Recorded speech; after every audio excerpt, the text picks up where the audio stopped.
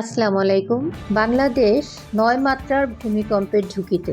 রাজধানী ঢাকা সহ দেশের বিভিন্ন স্থানে শুক্রবার সকালে ৫.৭ মাত্রার ভূমিকম্প অনুভূত হয়েছে। এতে বেশ কয়েকজন নিহত হয়েছেন। এছাড়া ঢাকার বিভিন্ন স্থানে অসংখ্য ভবনে ফাটল ধরেছে। বিশেষজ্ঞরা বলেছেন বাংলাদেশ ৯ মাত্রার ভূমিকম্পের ঝুঁকিতে আছে। বিশেষজ্ঞ সৈয়দ হুমায়ুন আক্তার একটি গণমাধ্যমকে বলেন, আমরা কলম্বিয়া বিশ্ববিদ্যালয়ের সঙ্গে ২০০৩ থেকে গবেষণা কার্যক্রম পরিচালনা করে আসছি। যেহেতু বাংলাদেশ ৩টি প্লেটের সংযোগ স্থলে অবস্থিত এবং প্লেটগুলো ত্রিমাত্রিক গতি নির্ণয় করার জন্য আমরা জিপিএস স্থাপন করি। এর মাধ্যমে আমরা ১৪ বছরের তথ্য উপাত্ত বিশ্লেষণ করে প্লেটের গতি পরিমাপ নির্ণয় করি। তিনি বলেন, প্রতিটি প্লেট এক স্থান থেকে আরেক স্থানে প্রতি বছর সরে যাচ্ছে। প্লেটগুলো কোন দিকে যাচ্ছে, দুটি প্লেটের সংযোগ স্থল বা পরস্পরমুখী যে গতি এবং সাবডাকশন জোনে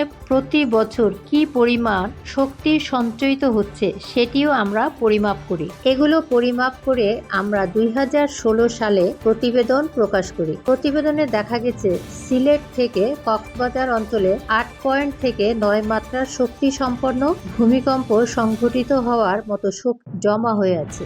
যে কোনো সময় এ শক্তি বের হয়ে আসতে পারে।